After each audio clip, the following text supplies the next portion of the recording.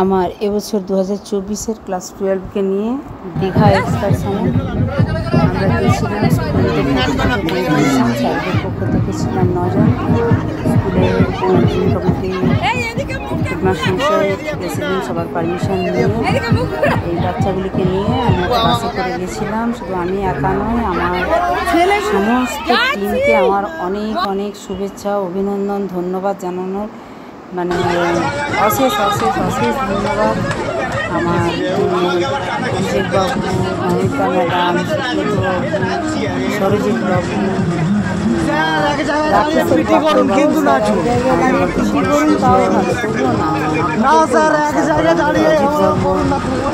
Madam, Namita ম্যাডামের কথা বললাম। সবাইকে অনেক অনেক অনেক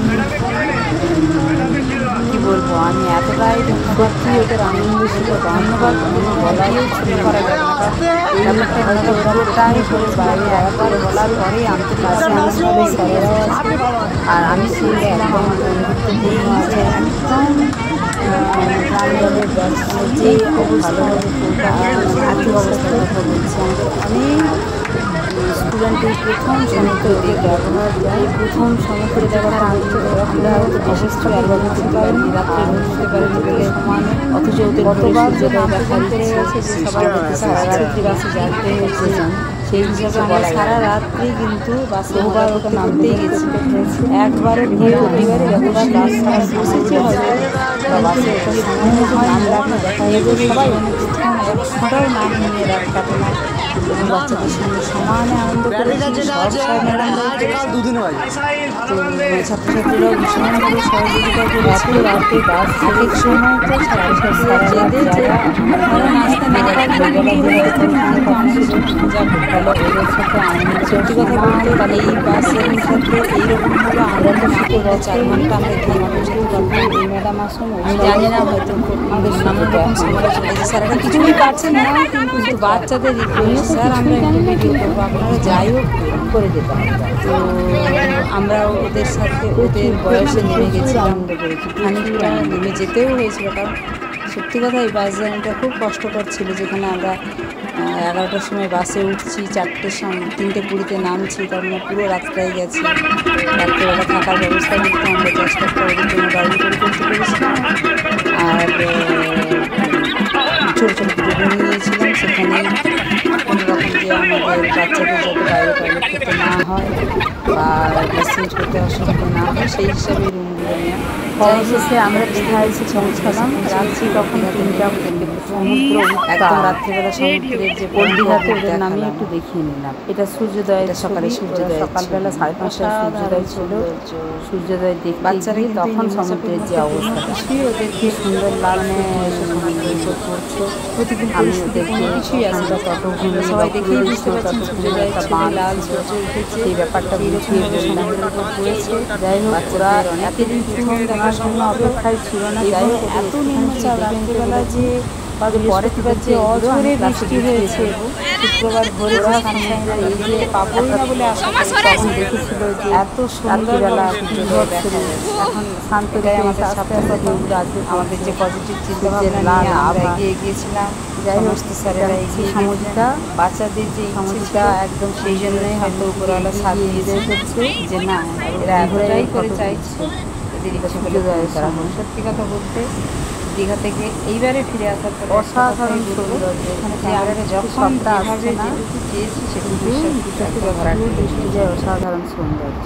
দুপুরে সমুদ্র স্নানের আগে আমি যেহেতু বলেছিলাম যে ভাটার জলটা 1টার আগে নামবে না, তো যে সময়টা হাতে পেয়েছিলাম অমরাবতী পার্কে চলে গেছিলাম। অমরাবতী পার্কে ওরা বোটিং করেছে। হ্যাঁ, এই যে চলে যেতে হবে, তাড়াহুড়ো করে এটাকে শেষ করতে হবে।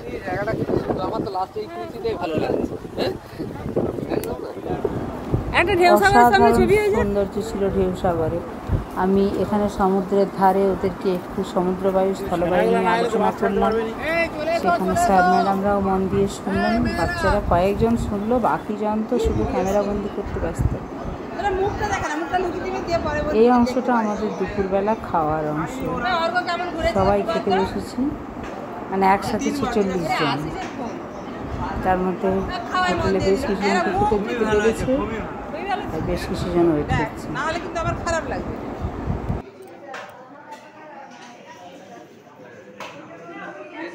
এখানে স্যারেরা আলোচনা করছেন।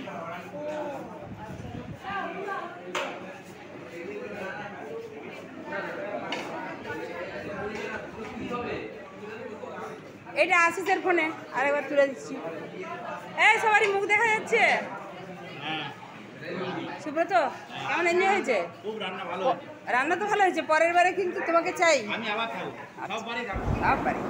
সুব্রত এখানে একটা কথা দিয়ে ফেললো যে আমি পরের এক্সকারশনে না, সারা জীবনের জন্য থাকবো, মানে যেখানে যাব আমরা সুব্রতকে পাবো। বাবা শুভশ্রী কি সিরিয়াস?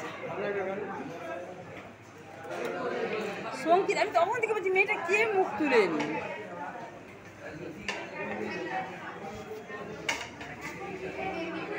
দেখা দেখা দেখা দেখা দেখা দেখা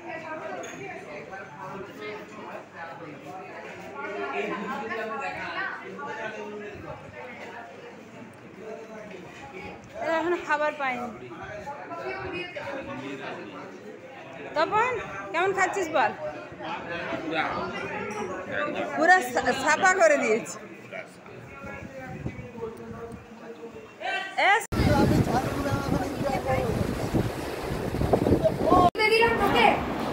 এটা আমাদের মুড়ি খাওয়ার সময়ের ছবি। আমরা ঘর থেকে এক বস্তা মুড়ি নিয়ে গেছিলাম, যেহেতু 46 জন ছিলাম। আর শসা পেঁয়াজ নিয়ে গেছিলাম, ছোলা মটর সেদ্ধ করে নিয়ে গেছিলাম, আর চপ কিনে গ্রাম পিস খেয়ে খাওয়ার পর আমরা সমুদ্র স্নান করতে গেছি। সুব্রত এই যখন তখন গানে বুঝিয়ে দিচ্ছে যে ও কতটা আনন্দ করেছে, মানে বলা যাবে না। আমি একলা, হ্যাঁ নাদারিয়া সংস্কৃতি বিদ্যাপীঠ। আমাদের মেয়েরা এই যে ঢেউ সাগরে প্রবেশ করছে। এই ভিডিওটা ওদেরই করা, খুব সুন্দর করে ভিডিওটা বানিয়েছে। আর ওর ভেতরটাও লাইটিংয়ে এত সুন্দর, আর বাচ্চারা খুব এনজয় করেছে ঢেউ সাগরের ভেতরটা। কি সুন্দর ফটোটা তুলেছে, ঢেউ আসা যাওয়ার, কি সুন্দর।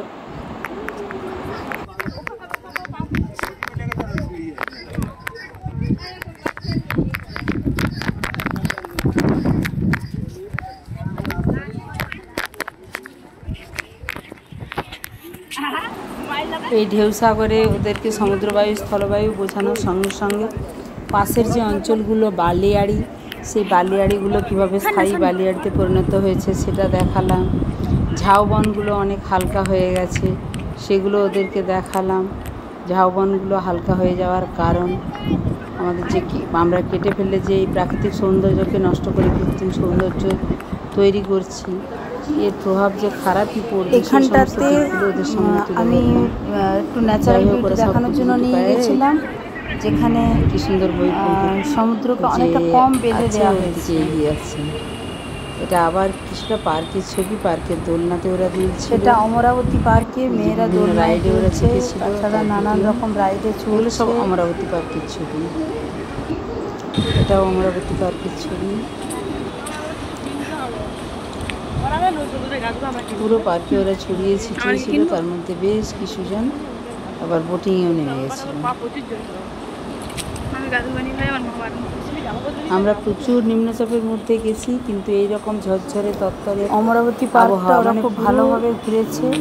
আমরা পুরোটা ঘোরার পর অনেকের মনে হলো যে আমরা কখনো বোটিং যেন রোদে করবো, বেশ কিছুজন আবার বোটিংয়ের জন্য নামলো। কোনো রকম কিছু নিম্নচাপের মধ্যে গিয়েও আমাদের সমস্ত স্যারদের সদিচ্ছার জন্য সুন্দর সার্থকে। দেখুন আমরা সমুদ্রে যে সময়টাতে গেছি, কোথাও বৃষ্টির কোনো মাত্র নেই, মেঘ করে নেই। সকালটা একটুখানি মেঘ ছিল যদিও, সেটাও আমরা খুব ভালোভাবে এনজয় করেছি। আমি যেখানে ছবিগুলো দেখছি সমুদ্রের ধারে পাশে ওদেরকে দেখাচ্ছিলাম হয়েছে ভাবে নয়, মেঘ ভাটার সময় ধীরে ধীরে জল নেমে নেমে চলে যাচ্ছে। একদম সকালে জলটা পায়ে কাছে হয়ে ঝুড়েছি, তারপর আস্তে আস্তে কমছে। একটা দিকে মজা নিতে পেরেছে, ভাটাটা হয়ে বালিয়াড়ি মানে সৈকত ভূমিটা প্রদেশীয় বাঁধটা দেখা যাচ্ছে। আর এইখানটাতে অনেকটা দূরে লম্বা লম্বি একটা পাড় জেগে উঠেছে একদম ডান দিকে। জাস্ট ওদেরকে কাছে যেটা দেখাতে পারছিলাম, ক্যামেরাতে সেটা দেখাতে পারলাম না। এটা সকালের দিকে সমুদ্র তখন ভালোই উত্তাল ছিল। বললাম আগেই যে দুপুরবেলা ওদেরকে স্নান করতে নিয়ে গিয়েছিলাম, এই যে সকালে বাঁধের কাজ পর্যন্তই প্রায় জল চলে এসেছিল। এটা আবার সূর্যাস্ত প্রত্যেকটা জিনিস আমরা খুব ভালোভাবে আমার বাচ্চাদেরকে নিয়ে যাওয়া সার্থক। আমি এখানে আমার বাচ্চারা যে একদম সুন্দরভাবে ঘুরে বেরিয়ে এসেছে, কোনোরকম বদমাশি করে না, ওরা ভীষণ রকমভাবে সাহায্য করেছে। জলে যতটুকু নামতে বলেছি ততটুকুই গেছে, হাঁটু জলেই বসে গেছে, কিন্তু সমুদ্র স্নান করতে পেয়ে ওরা যে কিছুই বলতে পারবে না। আর তার সঙ্গে সঙ্গে আমি সমস্ত স্যারেদেরকে অনেক অনেক অনেক মানে কী বলবো, আমার ধন্যবাদ জানানোর ভাষা নেই। আমাদের সঙ্গে ছিলেন অভিষেকবাবু, সরদীপবাবু, তপনবাবু, আর সুজয়বাবু, আর আমাদের অজিত বর্মন ছিল ডুবরির পক্ষ থেকে। এদিকে ম্যাডামদের মধ্যে নবমিতা ম্যাডাম, মৌমিতা ম্যাডাম, আমি শুধু সমুদ্রের রূপটাই বারে বারে দেখাতে ইচ্ছে করছে। এই রকমই সমুদ্র দেখেছি। এটা আবারও ঢেউসাগরের ছবি। যাই ছেলেমেয়েরা সব নেমে গেছে বাচ্চাদের বোটিং অমরাবতী পার্কে। সমস্ত ছবিগুলো টুকরো টুকরো করে তুলে রাখলাম। পরবর্তী ক্ষেত্রে নবমিতা কি উঠেছে? এখন যে ক্লাস 12-এর চিরমন্থন হবে। আমি অনেক কিছুই দেখাতে পেরেছি, আবার অনেক কিছুই দেখাতে পারিনি। অনেকজনকে একসাথে নিয়ে গেলে যেটা হয়, তোরা কি এদিক থেকে ডাঙায় উঠবি এক জায়গায় করা, আবার এক জায়গা থেকে অন্য জায়গায় নিয়ে যাওয়া, তো এই করতে গিয়ে এতজনকে ম্যানেজ করতে গিয়ে অনেকটাই সময় নষ্ট হয়।